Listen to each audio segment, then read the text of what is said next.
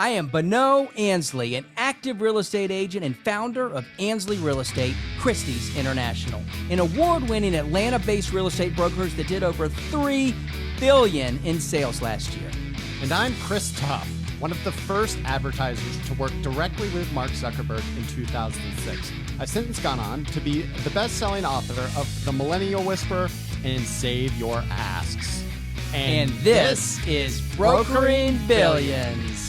This podcast is about uncovering the hustle, perseverance, mindset, and tricks that are used by the top real estate agents in the country to help you take your business to the next level.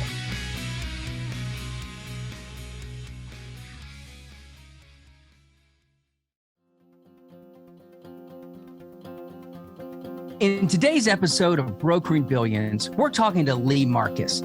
Leigh is the most disciplined real estate agent I know, and he's sold over 2,000 properties since beginning his real estate career in Chicago almost 15 years ago. You might ask yourself, in this market, how do I better prospect? What are some of the things that I can put into place to automate my process of prospecting? Well, Leigh is going to share all of his secrets right now.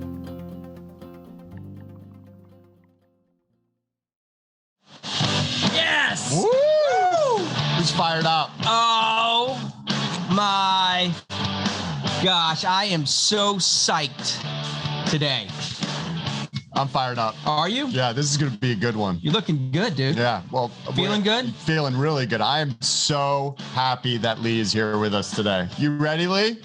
Rocking, ready to go. We are sitting here at Ansley, Atlanta's headquarters, Christie's International. We're sitting here with a superstar straight out of Chicago. His name is Leigh Marcus. Leigh works for the sister company of Ansley called At Properties. He's kind of a machine. Does things totally different than I do them, which is probably a good thing. Very methodical. He sold 329 units last year in 2021. That represented close to 230 million. He's definitely brokering billions, total career sales well over $1 billion. I can't wait to get in your head, understand how you operate, how your office is set up with 3 and 4 computer monitors, like how you start your day. Very, very different from what I do. Before you got in real estate, you were kind of a sales guy at IBM, CDW, EMC. I guess that comes from your technical background, right? Correct. Yeah. What got you into real estate? When did you start? What made you get into this? So I was licensed back in 2005, which was still when things were going crazy good. Amazing market. And I was in technology sales. And my wife, Lindsay, was actually a realtor first. And I saw what she was doing. She was doing open houses. She was like, killing it. And I realized that, wait a minute, that's where it's at, that if you can take what you learned and are doing in the corporate world, corporate sales, right, with all of the accountability, all of the systems, and apply it to real estate, which has very few of the systems and very little accountability, the opportunity is astronomical. Wow. Yeah, that's so cool. Jen Ansley, my better half, was selling real estate in Savannah, Georgia, while I was developing, building houses, doing everything I was doing. I was like, oh my God, she's crushing it. She's having fun. She's doing all this stuff. And I didn't want her doing more than I was doing. Right. So I had to jump in, man. So when you jumped in, did you jump in with your wife? Were y'all a team to start? Yeah. So we were just dating at that time. We knew we were engaged at that time. And so we're like, all right, wait, let's get married first. Okay, good. And as soon as we do, then we can, because working together, you can imagine what that would be like, right? As you know, what working with your spouse is like. And so you really gotta, okay, we're married. Awesome. All right, now let's start. And so I really jumped in full time with her in 2007, and just hit, which was great. Like pretty much having a mentor, right, to teach everything from the ground up. And are you still in business with her? Yeah, absolutely. So in life and selling real estate? Oh yeah, Wow. absolutely. So luckily now we've grown the team and the business to a point where she just recently is able to take a step back and spend more time, with the family and kids. That's awesome. So your marriage actually survived 2008. How is that? Like, talk about that. So for people that didn't go through 2008, it's very hard to explain what it was like, right? So most realtors, think about this year as a hard year, or last year, like low inventory is a hard year. But back in 2008, nobody could get a loan. People were selling for less than they bought. And that's a big stress on your business and your marriage and your life. And yes, we hit a point. There was probably a point somewhere around 2009 where we both looked at each other and said, is this going to work? Are we going to make it? Right? One of us is going to have to get a JOB, and nobody wants to do that. Well, fast forward to 2022, where we are. You've got 6 producing agents. You've got a staff and producing agents, probably close to 20 people, right? Yes. How do you start your day? I mean, you do so much prospecting, and something that I don't do enough of, and calling. Explain kind of some of your systems that you use on a technology standpoint. Sure. So I feel like how you start your day is everything, right? That's how your day goes. And so I've been luckily coached by some of the best, like Mike Ferry organization, and really understanding how that works. And so I usually start my day at about 4:15, get up, start getting ready, exercise. I try to get to the office. On some days, I try to get to the office by about 5:15, 5:30, depending on what time. And do a lot of mindset. So meditation, plan the day, great, gratitude, affirmations, really getting your head right, and try to be on the phones calling by about 7:30 a.m. Wow. That's discipline right there. And when you're calling, talk to me about the list and the prospecting of who you're calling. So you're waking up at 7:30 in the morning. Yeah. Well, so it's funny, most of the world is moving by, is up and moving by 7:30, right? And so I usually start with my hottest leads, the people I've been trying to get a hold of. And so I really try to have at least an appointment booked by 8 a.m. every single day, right? So start calling the hottest leads, people I've been trying to get a hold of. And then move on to my database, or still calling expired and canceled listings, for sale by owner listings, calling around the listings that we just sold, door knocking. I mean, you came from the kind of software world and were able to bring some of those systems and processes to real estate. Can you talk listeners through what that looks like for you and your prospect list, and how you're going about that? And are you buying leads from Zillow? Like, how are you, is Boomtown, like there's so many ways that people can get people to call. What's your sauce there? Sure. So when you narrow it down in terms of whether buying leads or not buying leads, whatever, at the end of the day, it's just either a name, number, and a phone number. If a name, number, maybe an email address, and you have to talk to them somehow. So at the end, it really is about how do you convert. And so if you can convert leads at a high level, if you know what to say, then paying for leads or buying leads, you're going to have the ROI is going to be much higher, which is great. So yeah, some of what we do is with Zillow and some other sources, but really the main source of our business, probably 55, 60% is past client center of influence business right now, and name brand recognition from the area. So take me through one of those cold calls. I want to hear. So if I'm one of those prospects that that let's do some role play. I want to know, how are you breaking? I actually just published a book called Save Your Asks, and it's all about how to better network and sell. And the underlying message is that it's that race to the middle. It's finding that common passion point, or whatever that commonality is with you and that other person when you're making those calls. Is so important before you go in and say, oh, by the way, I know you want to buy a house, so here's kind of what I do. Take me through how you're going about that, because you've obviously got somewhat of an art to it with your success, right? Yeah, sure. So let's remember that there's 2 types of people: the people you know and the people you don't know. Yeah. Which group is bigger? The people you don't know. You don't know. So there's a whole world out there. So being able to talk to somebody that you've never met, and quickly build rapport, and that's a skill, obviously. But the other is the people you know. So really just starting even with the people, and I've been doing this consistently since 2008, is starting with the people that you know and getting everybody in your database on board that they would refer you, that they would use you, that you are their expert. So for example, Chris, if you want to do it like that, we can just ring. Yep. Hey, hello. Hey, Chris, it's Leigh Marcus over at Ad Properties. How's it going? Good. What's Good. up? You got a moment for a business call? Sure. So I was wondering if you were buying or selling or knew somebody who was, do you have a realtor you'd refer them to or use? I only use Bonneau Ainsley for my stuff. Oh, yeah, absolutely. Yeah, great. Obviously he's great. How do you know Bonneau? I met him at through mutual friends. Mutual friends. Okay.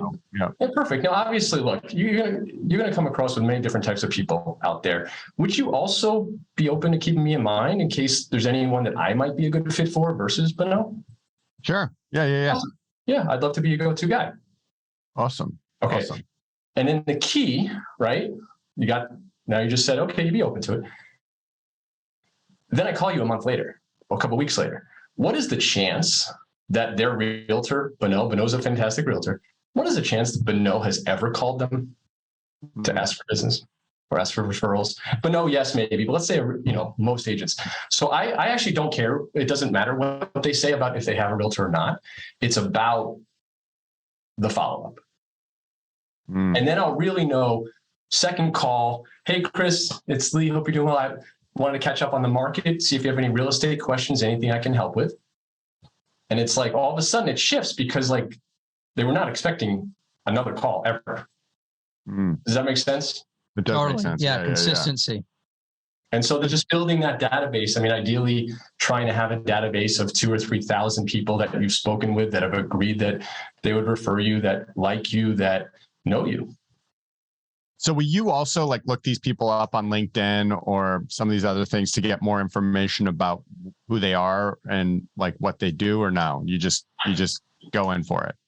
So yeah, really good question. Obviously you care about that, but I think overthinking this is the big killer for most realtors. And so yes, we want to connect, but really I'm there to listen to you, to make you feel heard and be your go-to guy. So like, sure, I want to know where they're, who they are and where they're coming from, but I don't want to overcomplicate it. You want to get to find out quickly, weed out the people that really will refer you and not, and just keep plugging away and finding the ones that will. Got it. And not get caught up in the weeds. So you're still doing these cold type calls, even with how far you've come, or do you have someone on your team that does a lot of that? Yeah. So at this point, I'm training people, right? I'm doing it, but I really believe in leading from the front, like a general, right? That like, so I'm in here every single day doing this. First of all, I enjoy it. Like that's what, if you could say, hey, Leigh, how would you spend your day? This is how I would spend my day. That's amazing. Does your team show up at 7:30 or 7 as well? Not probably 8:15. Okay. Yeah. What do you do when you get 5 calls in a row and they just don't want to talk to you? And they're like, no, I got nothing. That's a great question, Chris. So what's nice is that this is a numbers game, right? And so some will, some won't. So what? Next. And so mindset. And so by now, what's really, once you start tracking your numbers and you know that, okay, so you don't know what your numbers are at first. So you just start calling people. And remember, these are not cold calls for the most part. These are people you know. I would start, and really this is what I did. I started with every single person in my phone, at that point in my cell phone. And I called every single one of them, including my parents, right? And I just got asked them that question that I just asked you. And the just doing that, right? You start to track your numbers and you realize that, okay, well, for people that I know, I really have to talk to about 10 people on a consistent basis to get one deal. So if I want to do 300 deals, I need to have 3,000 people in my database. If I want to do 100 deals, I need to have about 1,000 people in my database, right? And so you start to like just track your numbers. So I only have to talk to about 10 people to either get a referral, to get a business from, or to that they would buy or sell. But when you first start, you don't know what your numbers are. It could be 1 out of 50 or 100. So if I get 5 people in a row that are, I think, what was the word? What did you say they were? Shut you down or whatever. Yeah. Right. I'm only 5 people away from getting a yes. That going into your morning. Yes. And so it took some time, but the key is just not to take it personally. It's not you. Who knows? Like either they're having a bad day or they don't need your services right now or what. And whatever it doesn't. But if you just never take it personally, you're just no stopping you. So go back to when you started to where you are today, right? There was a pivotal moment when you were an average agent, right? You were doing X amount. And what kind of took you to the edge and say, man, I want to go from being a good agent, right, to being a great agent or to being top of your game? Like you're the number 1 agent for transactions, and there's 3,000 plus agents in the firm there. Like what took you from good to great? What characteristics, what techniques, what did you start doing every single day? And when was that moment? Sure. So if you do a few foundational things every day, like work on your skills, like work on your scripts, like practice, role play, write out your goals, keep your goals in front of you, right? Like I don't really have a good vibes only screensaver. Okay. I'm not going to go that far, but you really are attached to your goals. You're going to do the right things every day. And so when I first started, taking you back to then, I locked myself in a room and I practiced my scripts for about 8 hours a day. Seriously, discipline, baby. And so yeah, it really it becomes you, right? Everybody has a script. It's just a lot of times it's their own and it's not great. And so you just start to internalize what works and become that, and you start using that. And so then eventually I started just role playing and practicing maybe an hour a day, 2 hours a day, whatever it was. It's great. And so there was a point where your ratios start to get so much better. You can talk to 20 people and get a deal, or you can talk, you just start getting better, and you're tracking and you're noticing that, wow, used to take 150 deals, conversations, and now it takes 100. Okay, that's constant improvement. So really just focusing. And I think once I started to really focus on the progress and how much better I was getting on a daily basis, that's when I knew that this was which is the essence of a growth mindset, right? Versus a fixed mindset. And I mean, and you talk about that a lot with the power of meditation as well as this growth mindset. Can you talk a little bit more about some of the tactics you use to have that growth mindset? Because you've obviously got it to keep going, to have this tenacity, to have this discipline. Talk a little bit more about that. Yeah. I mean, let's start from the reality of the fact that we're in the best business you could ever be in. So let's just start there, right? Like, we are just blessed to be able to work with people that help them through. This is a people business. It is a relationship business. We're not selling widgets. So starting there from a gratitude standpoint of we're just blessed to be doing this. Does that make sense? So it's no ceiling on what you can do. You're doing your own time. You're doing it your way, right? Yes. It is a great business, right? And what's really nice also is there's really no competition. I mean, there isn't, right? Do you get that? I get that because I do things so much different than every other agent, and understanding kind of your 4:15 wake up call and what you do before other people get up. You don't have real competition relative to how you're running your business. That's it. The average realtor sells how many? What's the average realtor sell in Atlanta? Let's call it under $4 million of volume a year. Right. At your price point, that's probably one home, but I get it.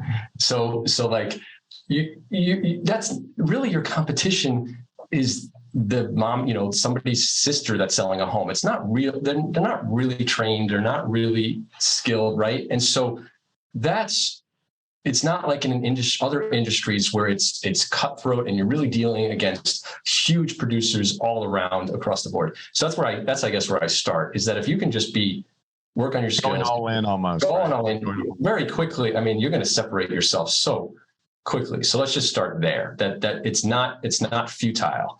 that there really is a huge reward for being better and different. So if you take one characteristic that you have that the average agent that we're talking about doesn't have, would you say that that's discipline? Yeah, I would actually narrow it down to consistency. And so, like, for example, if you ask somebody, do they prospect, right? And they say yes. And how often? When I can, or when I feel like it. That doesn't count, right? The only thing that counts is what you do every single day. That's it. And so you don't have to blow it out of the water and be amazing every single day, although that's great. You just have to show up every single day, and you will win in the long run because you don't quit. It's just consistency. So with all this consistency and discipline, right? How do you keep a kind of work-life balance? You've got a family, and that seems to be also a priority for you. How do you keep that balance in place? Are you having the same discipline in that as well? Or take us through that. Great question. And I don't know if there's any other industry that also causes so much work-life imbalance as this. Sure. And so it is not the default. So let's start there. We can pretty much guess that most of the realtors you're going to run into are highly stressed. They feel bad about the amount of time that they're not spending with their family, right? That's a pretty consistent across the board. Consistent where I see it is the agents that spend their time in the urgency side. What that means is they are answering every single text right when it comes in. They are reactive on everything. And they don't have that, I'm going to call it the meditation side, the planning side that you do on the front end. They're reactive, Chris, as you say. You're in a wheel if that's the case, and you can't break out with new techniques to gain new clients and achieve a double every single year if you're spinning in that wheel and being reactive. Right. And so take that urgency. You're exactly right, Bonneau. Take that urgency and apply it to the prospect. Apply it to lead generation. That's the urgency.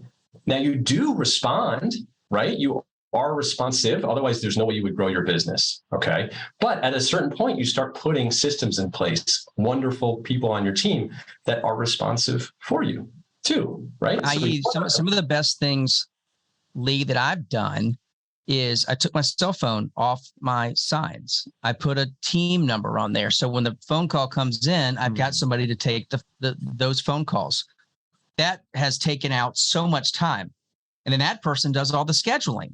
So when that phone call comes in, she will contact the seller. She'll also work with the other agent and then put it on whomever in the team's calendar to go be at that certain house at a certain time. I'm out of all of that, right? I didn't start that way, guys, right? I didn't start that way. So out of all of our podcast of people that broker billions, one constant theme is they have teams, right? And I'm a huge component of teams. But then it's how you orchestrate and how you arrange your team.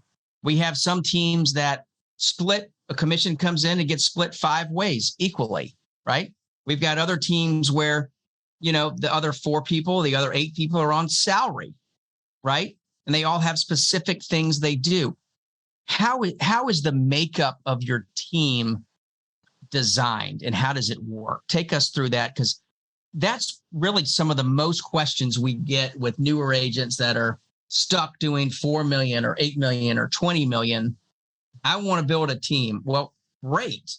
How are you going to build your team? And being able to listen to guys like you, Leigh, and others out there on the makeup of their team is highly important. So, yes. And how each person does it is important. But I think the most important component to that is how you actually come to that number, how you think about it. And I think about it as a Venn diagram of there's 3 components. And the 3 components you have to think about is whatever splits, whatever you're talking about. Number 1 is agent attraction. So are the splits high enough that you can actually, have agents, right? Are they good enough on your end that they are actually profitable? So, right, that's like a balance. right? So are they high enough that you have good, agents? Are they low enough that you actually are profitable? So let me break that down. So if Leigh hires an agent at a 50% split and he's on a 90% split because he sells a lot of property, and he is coaching that person's going to go under Leigh's marketing and everything that he does, he's going to be giving that person leads, and that person sells a house, $100 gross commission comes in, that person gets 50%. That's profitable because Leigh's going to take home $40 or 40% of that $100. Correct. Exactly. Whereas if you're now, I don't know other people's specific businesses where if they can do, they're on 80% splits or higher, fantastic, because then it depends however that works. Does that make sense? So the third, so it's number one, is it high enough to attract good talent? Number two, is it low enough or good enough that you're actually going to be profitable? And number three is retention. Is it also at a certain point where, yes, you've gotten agents, yes, you're profitable, but can you keep people long? And that is because if you can keep people, that means that your system's in place, that you're a value add for that person to be on your team and not to go start another team on their own or be an individual agent, correctly? Correct. That's exactly it. So like you can be on a certain, so remember, there's people that have these really high splits. Okay, great. But then it's not profitable, but it's good for retention. Okay, great. So two of the three you have, right? You can attract people, you can keep people, but you're making no money as a business owner. Okay, that's probably not a great compensation model. Or you have ones that are extremely low, very profitable, but you can't attract anybody and you can't keep anybody. Okay, probably not a great one either. Or if you're a much smaller team, that's okay because you don't need to attract that many people, agents, right? So yeah. No, that makes a total sense. So when you take the staff that you have, assume those people are on some sort of salary with you, correct, right? And that gets paid out through your gross commissions, from your team LLC that you receive the commissions in, and you pay out salaries, throughout the year. Explain to me who's doing what. Do you have a listing coordinator? Do you have a market person? Do you have a social media person? Do you have an organizer? Explain, do you have a showing specialist? Explain kind of how the dynamic and makeup of that team works. Sure. So we have all of that you mentioned. And you're right. That comes out of the company dollar, right? That comes out of the commissions made from the business side. So that is where because somebody can we can talk about a 50-50 split and the business keeps, 50%, but then out of that, you are then paying all of those things that you just mentioned. So really, it's not even a 50-50 split is not a 50-50 split. It's 50 to the agent, and it's like 25 or 10 to the business owner. So does that make sense? Yep. 100%. Or business leader / team leader, right? Yes. Business leader, team leader. So when people think about, well, we're on a 50-50 split. Let's be clear. That's not 50. It's 50 to the agent. Sure. But what is the business really keeping? And with expenses, with staff and all that, it's not 50-50. So that's the benefit that you're giving for people to work on your team. And if you're giving them motivation, techniques to sell more property, even leads, that's your value add as a team leader. Correct. You got it. So how are you actually, so as you're growing, right? Obviously this doesn't just happen overnight. You don't go and invest in all these people. Take us through. You don't start with a team. Right. Yeah. So take us through the process of what you do to invest ahead of that curve to become, top 1% of the market in Chicago. So how are you doing that? So it all starts with lead generation and prospecting, because if you are doing that and you start to realize what you make per hour in lead generation, it's very easy to hire people, because you start to realize that, well, if I'm prospecting 3 hours a day or 4 hours a day, making this much and this, okay, so you're making about $5,000 an hour prospecting. What is $50 an hour work? What is $75 an hour work? What is $25 an hour? And you can start to hire people to do those other, leverage, because you are making so much more in the hours that you are prospecting. And so everything leads to delegation so that you can prospect more. So before you take on, it does. But before you take on a salaried individual, are you are you stair-stepping your way there with an hourly, like experimenting with more of an hourly rate with someone that's doing that in a capacity, or do you just pull the trigger Sure. and just go all in? I mean, if you're asking what I did it that way. I just pulled the trigger. But we had, we had some business, real estate success early on that right away allowed to, account for higher. Yeah. One thing that's interesting, so is knowing what your percent is, right? So what was roughly your GCI last year? Last year was 6.1 million. 6.1 million. Okay. And you pay out people that are producers. Yeah. Pay out your staff. What's your number? Like as a team owner, are you making 62% of your gross commissions? Are you making 42%? Are you making 70%? Right. So if you are still in production, which I am, right? Like I'm still leading from the front, I'm still doing that. Your percentages should be higher because you're in the business, right? And so a great rule of thumb is if you're still in production and you haven't leveraged everything, right? And you're still, then you should be at least 35% to 40% net profit, 35, 50%, why not 50% or higher still. If you have some buyer's agents, right? You have some buyer's agents, but you're still doing all the listing presentations, 50% or higher should net off the gross should still be going to you. That is a very interesting and compelling number relative to, so everybody at home is going, okay, we did 6.1 GCI. That guy made over $3 million last year, is what everybody's doing right now in their head. All that's cool. But at the end of the day, when you're a team leader, Leigh, and you're going through to understand that you're actually a business owner and you need to be profitable, right? Those numbers are important relative to how you break up and make a team for all those people. Go ahead, Leigh. No, and so then the more you start to leverage, so as you start to have listing agents on your team, so now the numbers I was talking about is just if you're doing some of your own buyers and you're doing all of your listings. As you start to leverage all your buyers onto buyers agents, and you start leveraging listing appointments and listings, well, then probably you're looking more in the 35% net. 30 to 35% net. And then from there, let's say you're in growth mode. Okay. Let's say you're like, well, here's where we're going. We're going to need to hire for this, this, and this. You might still be in the 20 something percent range for net because of where you're going and you're hiring for that. Does that make sense? So your net could be a little lower. Yeah.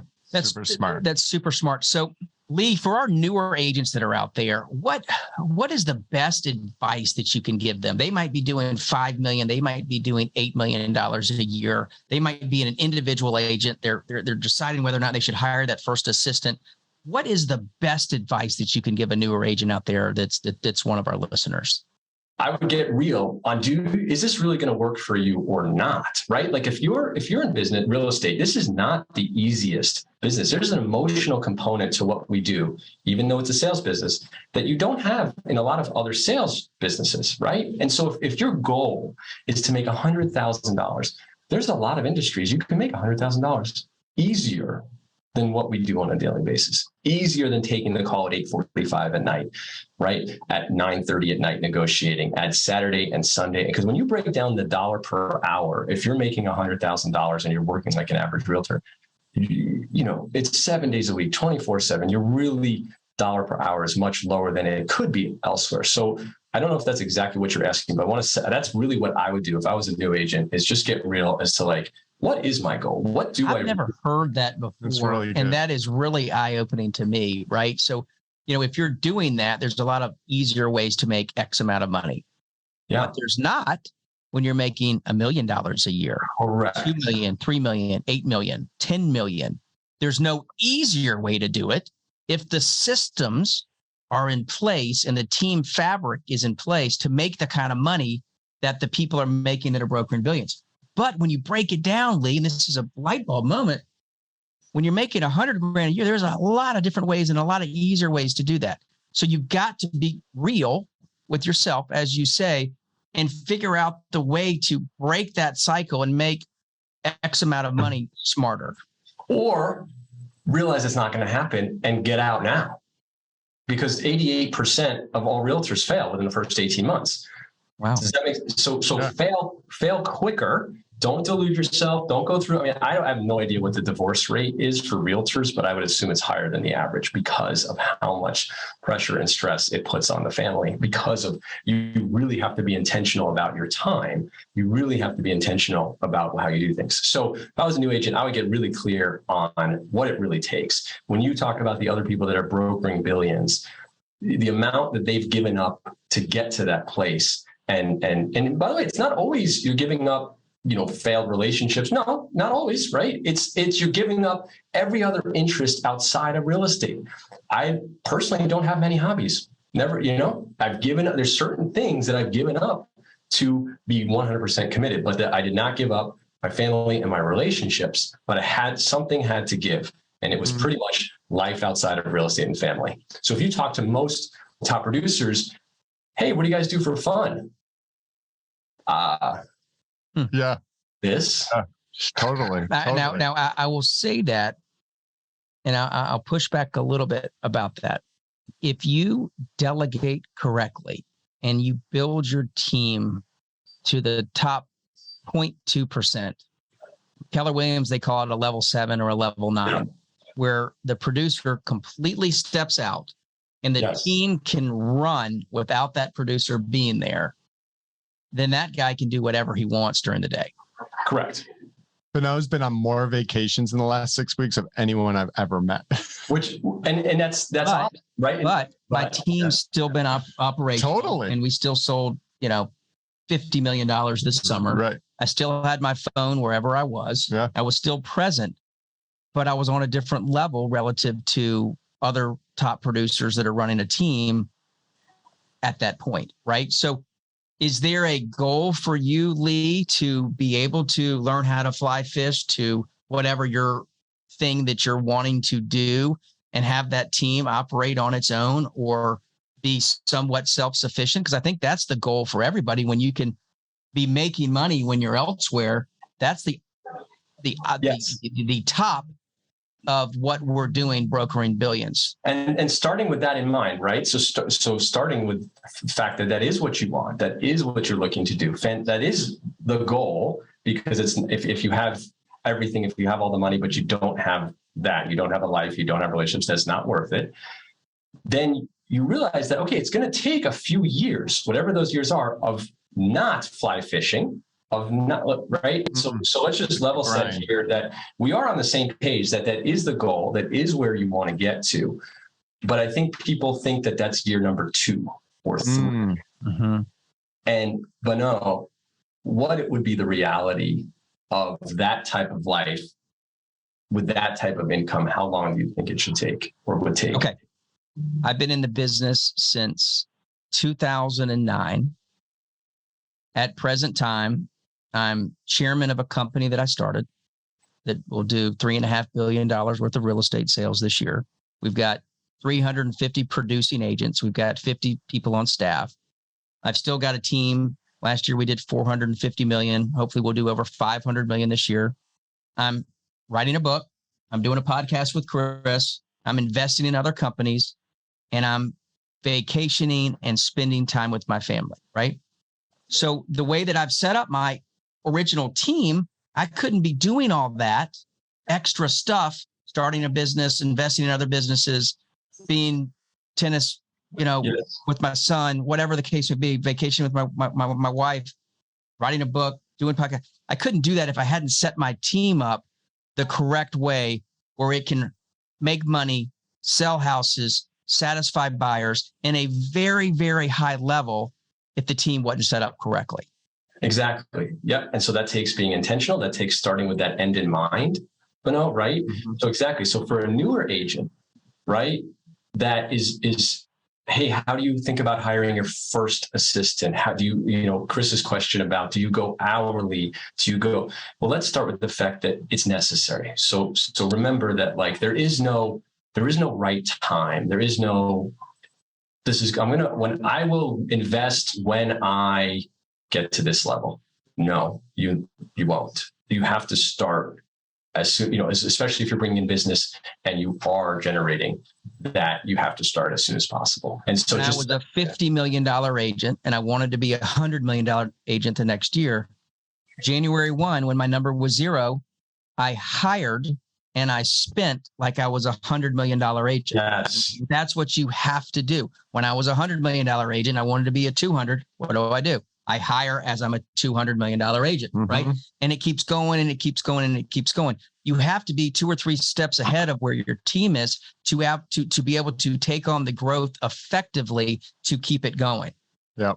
And so that first assistant you hire, you can do it with salary. You can give them a percentage of what the team makes. There's a lot of different ways to do that. But listeners, agents, the ones that are just starting, to get to the next level, you've got to get uncomfortable and hire out to get to where you want to go. If I can add, but still always lead with revenue. So let's start there, right? Yeah. No, because maybe you don't need that first full-time assistant your first month in the business, but there are transaction coordinators that you can pay $350 per closing that are available, right? There's leverage available that isn't even hourly, it's per transaction. So do not just, go out and overspend, of course, but start. That's a great point. That's a great point. Super point. Leigh, I've got one final question for you.